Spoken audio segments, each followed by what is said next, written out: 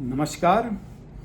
आज हम हरियाणा के हिसार लोकसभा क्षेत्र की चर्चा करेंगे। हरियाणा में 25 मई को चुनाव होने वाले हैं लोकसभा के, और हरियाणा के चुनाव सेमीफाइनल माने जा रहे हैं राजनीतिक पार्टियों का, क्योंकि उनकी निगाहें जो हैं अक्टूबर और नवंबर के बीच में होने वाले विधानसभा चुनाव की तरफ है। लेकिन हर एक पार्टी की तैयारी जोर शोर से है। भारतीय जनता पार्टी के लिए ये पार्लियामेंट्री इलेक्शंस बहुत इम्पॉर्टेंट हैं। उनके लिए सरकार बनाने का केंद्र में तीसरी बार ये मौका है, और हर एक पार्टी ने अपना पूरा जोर शोर इस चुनाव में लगा दिया है। जैसा कि सर्वविदित है, सबको पता है, हरियाणा में मुख्यतः 4 पार्टियां चुनाव लड़ रही हैं। 4 पार्टियों में 2 ही पार्टी महत्वपूर्ण है, लेकिन हिसार एक ऐसी सीट है जहां चारों पार्टी के कैंडिडेट कुछ ना कुछ वहां महत्व रखते हैं, कुछ ना कुछ वोट ला सकते हैं। और इसलिए ये चुनाव हिसार का हमारी निगाहें लगी हुई हैं यहाँ पे कि यहाँ पे क्या रिजल्ट होने वाला है। यहाँ सबसे आश्चर्यजनक जो एक पहलू है इस चुनाव में, वो है चौधरी देवीलाल, जो भारत के डिप्टी प्राइम मिनिस्टर हुआ करते थे। बहुत समय पहले की बात है, ये जनता दल की सरकार हुआ करती थी। विश्वनाथ प्रताप सिंह जब प्रधानमंत्री हुआ करते थे, उस समय चौधरी देवीलाल भारत के डिप्टी प्राइम मिनिस्टर थे। वो एक समय में एक बहुत ही कम मार्जिन से, या एक तरह से कहें कि वो प्रधानमंत्री बनते बनते रह गए थे। जो अंदरूनी दांवपेच थे उस समय पार्टियों के, उसके कारण वो प्रधानमंत्री नहीं बन पाए थे। विश्वनाथ प्रताप सिंह प्रधानमंत्री बने थे, जनता दल की सरकार थी। चौधरी देवीलाल का हरियाणा की राजनीति में एक लंबे समय तक वर्चस्व रहा है, और उनके परिवार के बाकी सदस्य अभी भी राजनीति में हैं। यहाँ से 3 मुख्य उम्मीदवार भारतीय जनता पार्टी के, जननायक जनता पार्टी के और इंडियन नेशनल लोक दल के, ये तीनों उम्मीदवारों का संबंध कहीं ना कहीं चौधरी देवीलाल से के परिवार से डायरेक्ट संबंध है। उनका जो फैमिली ट्री है वो काफ़ी विस्तृत है, काफ़ी बड़ा है। हालांकि फैमिली में बहुत डिविजन्स हुए हैं, पॉलिटिकल डिविजन्स भी हुए हैं, और उसके कारण अलग अलग पार्टियों में जा चुके हैं। लेकिन ये परिवार देवीलाल के नाम के साथ आज भी जुड़ा हुआ है, उनके नाम की दुहाई देता है। ताऊ, देवीलाल को ताऊ कहा जाता था हरियाणा की राजनीति में। हर एक व्यक्ति यहाँ पे उनको आज भी ताऊ के नाम से ही पुकारता है। और उनके परिवार के 3 सदस्य हैं, और जो चौथे उम्मीदवार हैं कांग्रेस के, जो उनके परिवार से संबंध नहीं रखते, जयप्रकाश या जेपी, वो भी अपनी पॉलिटिकल लेगेसी वो देवीलाल से ही वो मानते हैं। और वो उनका ये कहना है कि वो देवीलाल के खास हुआ करते थे, और देवीलाल अपने पुत्रों से ज़्यादा उनके ऊपर भरोसा करते थे। ये उनका कहना है जयप्रकाश का। जयप्रकाश यहाँ के 3 बार के सांसद रह चुके हैं, 3 अलग अलग पार्टियों में वो सांसद रहे हैं, और इस बार चौथी बार वो अपनी किस्मत फिर आजमा रहे हैं कांग्रेस से। एक बार वो कांग्रेस से भी सांसद रहे हैं, तो और इस बार चौथी बार वो यहाँ से चुनाव लड़ने वाले हैं। और बाकी भारतीय जनता पार्टी के उम्मीदवार हैं रणजीत सिंह चौटाला। रणजीत सिंह चौटाला मनोहर लाल खट्टर की सरकार में बिजली मंत्री हुआ करते थे, जेल मंत्रालय भी उन्हीं के पास था। वो रनिया विधानसभा क्षेत्र से वो इंडिपेंडेंट विधायक चुने गए थे, निर्दलीय विधायक। He was an independent MLA from Rania constituency, and he was inducted into Manohar Lal Khattar government because being an independent he decided to support Khattar। और उस समय भारतीय जनता पार्टी यहाँ पे माइनॉरिटी की सरकार थी, और वहाँ पे वो इंडिपेंडेंस की सपोर्ट सीख कर रही थी। तो रणजीत चौटाला आगे आए, उन्होंने भारतीय जनता पार्टी की सरकार को सपोर्ट किया। रणजीत चौटाला, कई पार्टियां वो भी बदल चुके हैं, सारी पार्टियों में उनका थोड़े थोड़े समय का इतिहास रहा है। अच्छे पार्टी हॉपर माने जाते हैं, हर एक पार्टी में जहां उन्हें अच्छा स्कोप दिखता है वो वहां चले जाते हैं। और अभी खुद थोड़े दिन पहले चुनाव के पूर्व संध्या पे, just before the election, on the eve of election, he decided to join BJP from being an independent MLA। उसके बाद है इंडियन नेशनल लोक दल, जिसके पैट्रियार्क ओम प्रकाश चौटाला हैं। ये देवीलाल के पुत्र हैं। ओम प्रकाश चौटाला की पार्टी ने सुनैना चौटाला, जो ये ग्रेट ग्रैंड डॉटर हैं देवीलाल की, उनको टिकट दिया है यहाँ से। वो महिला जो विंग है INLD का, इंडियन नेशनल लोक दल का, उसकी वो हेड हैं, प्रधान हैं, और एक वुमेन पॉलिटिशियन के नाते वो कैंपेनिंग करती रही हैं, व्यस्त रही हैं वो। और जो चौथी पार्टी जो इलेक्शन लड़ रही है वो है जननायक जनता पार्टी। जननायक जनता पार्टी अभी थोड़े दिन पहले तक मनोहर लाल खट्टर सरकार को सहयोग कर रही थी, उनके मंत्रिमंडल में शामिल थी, लेकिन लोकसभा चुनाव के पूर्व संध्या पे इनका बीजेपी के साथ कोई अलायंस नहीं हुआ। अलायंस के टूटने के बाद दोनों अलग अलग चुनाव लड़ रहे हैं, दोनों एक दूसरे पर प्रहार कर रहे हैं। वहाँ से नैना चौटाला चुनाव लड़ेंगी। Naina Chautala former deputy chief minister Dushyant Chautala की माँ हैं, और अजय चौटाला जो INLD जो JJP के एक तरह से पैटर्न है, संस्थापक हैं, उनकी वो पत्नी हैं। जब वो जेल में गए थे अजय सिंह चौटाला एक भर्ती घोटाला में, तो उस समय ये राजनीति में आई और पहली बार MLA चुनी गई। अब 2 टर्म की MLA हैं। अभी बढ़रा चुनाव क्षेत्र है, वहाँ से वो विधानसभा में हैं, MLA हैं, और अब पहली बार ये लोकसभा का चुनाव लड़ने जा रहे हैं। इस तरह हिसार जो सीट है, यहाँ पे सीधा साधा मुकाबला 3 तो डायरेक्ट देवीलाल परिवार के लोगों का है, और एक जो इनडायरेक्ट अपना लिंकेज उसमें ढूंढ रहे हैं JP, उनके बीच में है। ये सीट, हिसार की सीट, ये एक जाट बाहुल्य सीट है। This is a Jat dominated seat, and so that's why 3 of the prominent candidates are from the Jat community. All the 4 candidates are from the Jat community. Even the Congress candidate is from the Jat community. तो इस तरह से ये उस चीज़ को भुनाने में जो जातिगत यहाँ पे संरचना है, जो डोमिनेंट कास्ट है, उसको ये इनकैश करने की कोशिश कर रहे हैं। बीजेपी के सामने थोड़ी मुश्किलें ज़रूर आ रही हैं, क्योंकि वो एंटी इनकम्बेंसी झेल रही है। और उसके अलावा रणजीत सिंह चौटाला, शुरू में इन्हें दिक्कत क्या हुई कि जो कुलदीप बिश्नोई, जो यहाँ के एक इम्पॉर्टेंट पॉलिटिकल फिगर हैं, फॉर्मर चीफ मिनिस्टर भजन लाल के बेटे हैं, और भव्य बिश्नोई जो यहाँ के एक MLA हैं, जो भारतीय जनता पार्टी में भी हैं, अभी फिलहाल गए हैं। कुलदीप बिश्नोई और भव्य बिश्नोई थोड़े दिन पहले भारतीय जनता पार्टी में चले गए थे। वो शायद कुलदीप बिश्नोई इस आशा में थे कि उन्हें यहाँ से टिकट मिलेगा, लेकिन बीजेपी ने उन्हें टिकट नहीं दिया और वो थोड़े नाराज चल रहे थे। मुख्यमंत्री नायब सिंह सैनी उनके आवास में गए दिल्ली, उनको मनाने की कोशिश की। उसके बाद से उन्होंने 1-2 पॉलिटिकल कैंपेन में पार्टिसिपेट किया, लेकिन उसके बाद वो फिर एक तरह से चुनाव प्रक्रिया से बाहर हो गए हैं और वो उसमें बहुत ज़्यादा इंटरेस्ट नहीं दिखा पा रहे हैं। अब क्लियर मैसेज ये है कि इस क्षेत्र में भजन लाल परिवार की भी थोड़ी बहुत पैठ है और उसके बावजूद भी वो चुनाव में पार्टिसिपेट नहीं कर रहे हैं उस इंटेंसिटी के साथ, उस जोश के साथ जो नॉर्मली चुनाव में देखा जाता है। तो इससे थोड़ा सा बीजेपी के प्रिपरेशन में यहाँ पे फर्क पड़ा है।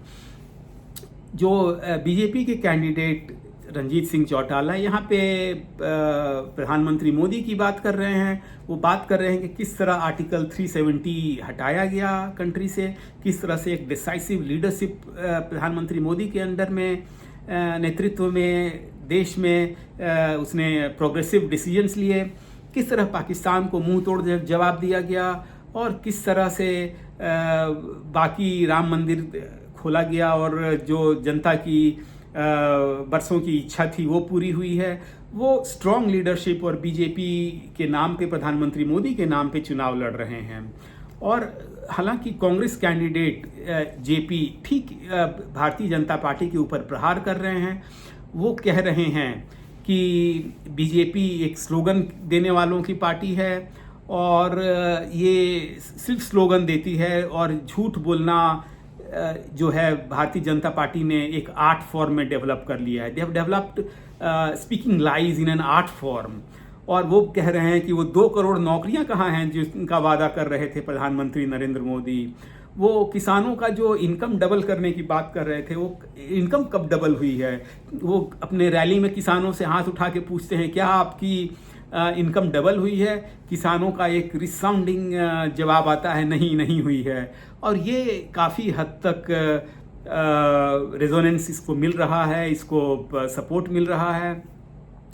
वो हरियाणा की जो 9.5 साल की खट्टर सरकार थी उसको सिर्फ पोर्टल की सरकार बता रहे हैं, और जो गड़बड़ियाँ हुई परिवार पहचान पत्र में और जो डायरेक्ट बेनिफिट ट्रांसफ़र देने में, इन सब चीज़ों को मुद्दों को उठा रहे हैं।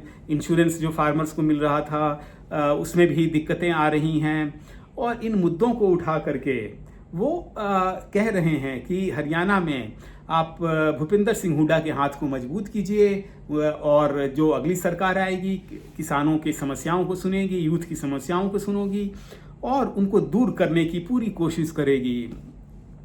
जननायक जनता पार्टी की नैना चौटाला थोड़ा कैंपेन में उन्हें मुश्किल का सामना करना पड़ रहा है, क्योंकि वो खुद भारतीय जनता पार्टी के साथ उनकी पार्टी अलायंस में थी और अभी थोड़े दिन पहले चुनाव में के पहले अलग हुए हैं। किसान और जो संगठन है, किसानों के संगठन खासे नाराज चल रहे हैं भारतीय जनता पार्टी और जेजेपी दोनों से। उनको कैंपेन में भी मुश्किल आ रही है और उनके अगेंस्ट में प्रोटेस्ट भी हुए हैं। उनको मनाने की कोशिश कर रही हैं, लेकिन वो अगर नहीं मान रहे हैं तो वो अपने बेटे की अचीवमेंट्स जो 4.5 साल वो सरकार में रहे हैं हरियाणा के, उनको गिना रही हैं। कि वो बता रही हैं किस तरह हिसार एयरपोर्ट जो है वो उनके बेटे दुष्यंत चौटाला की देन है। हालांकि इसमें क्या तथ्य है ये अलग बात है, लेकिन वो उसको अपने अचीवमेंट में काउंट कर रही हैं, और सरकार में दुष्यंत चौटाला ने जो काम किए थे उसको वो अपना अचीवमेंट बता रही हैं। सुनैना चौटाला जो ग्रैंडसन जो थे चौधरी देवीलाल, उनकी वो पत्नी हैं, जो चौटाला का क्लैन है उसकी वो मेंबर हैं। वो INLD की जो विमेंस विंग है उसकी वो हेड हैं, उसकी इंचार्ज हैं, और महिलाओं के लिए कैंपेन करते रहती हैं। वो महिलाओं के इशू उठा रही हैं, वुमेन एम्पावरमेंट की बात उठा रही हैं।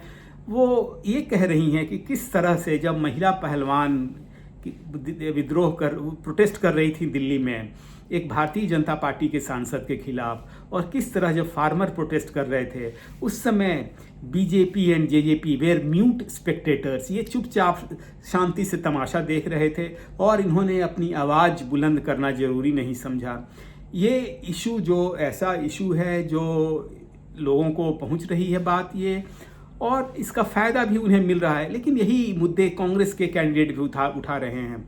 अब सुनैना चौटाला कितनी ज़ोर से कैंपेन कर पाती हैं, उनका इंटेंसिटी क्या होता है ये देखना बाकी है। लेकिन जो यहाँ पे अभी तक जो डायरेक्ट कॉन्टेस्ट नज़र आ रहा है, जो डायरेक्ट फाइट है, that is between the Congress and BJP यहाँ से पिछले 2 बार के MPs रहे हैं यहाँ पे।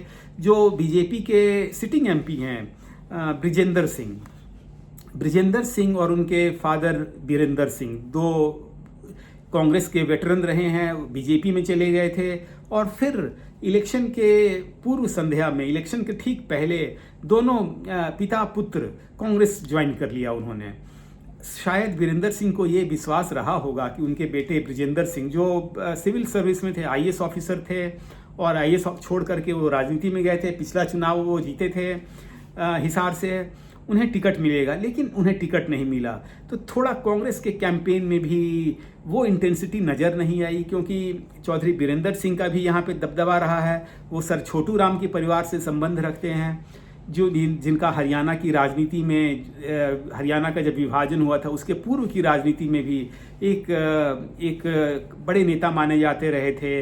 इंडिपेंडेंस के पहले भी वो सर छोटू राम जाटों के एक सर्वप्रिय नेता थे, और उनके परिवार से वो संबंध रखते हैं। उनकी नाराजगी कहीं ना कहीं कांग्रेस के चांसेस को भी यहाँ पे प्रभावित कर रही हैं। तो this is a 4 cornered contest in Haryana. This is the only seat which has a 4 cornered contest. 4 प्रमुख पार्टियां के चुनाव लड़ रहे हैं, सबकी यहाँ पे इज्जत दांव पे लगी हुई है। INLD के लिए तो ये प्रतिष्ठा का सवाल है कि कोई जीते। इसी तरह JJP के लिए भी this is a battle of survival for them.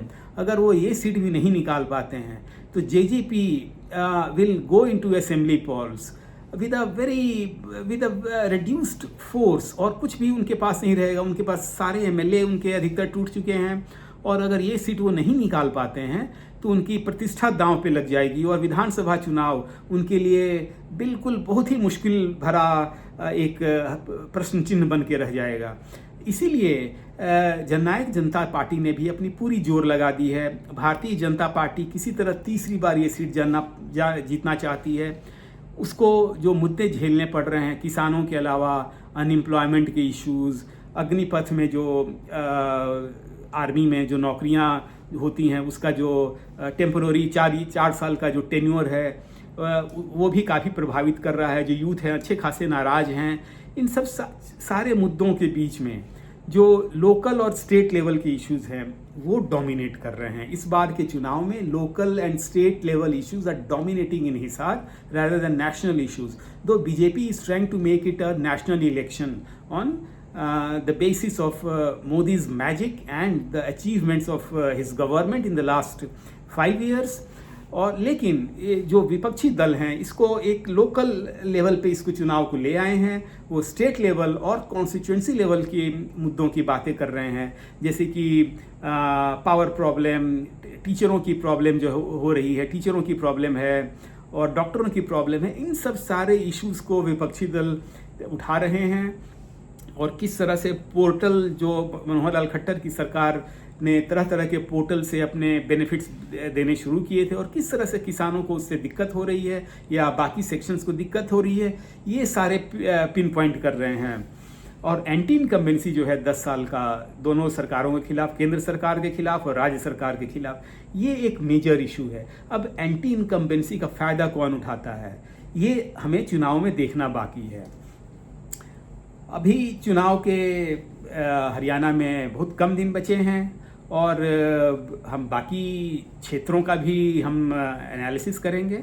आप चैनल देखते रहिए और अपने कमेंट सेक्शन में बताइए कि हरियाणा में चुनाव में क्या स्थिति रहेगी, कौन पार्टी कैसा परफॉर्म करेगी, और ये चुनाव किस रफ्तार में जा रहा है, क्या रंग पकड़ेगा, और क्या क्या होना बाकी है। Thanks for watching the channel.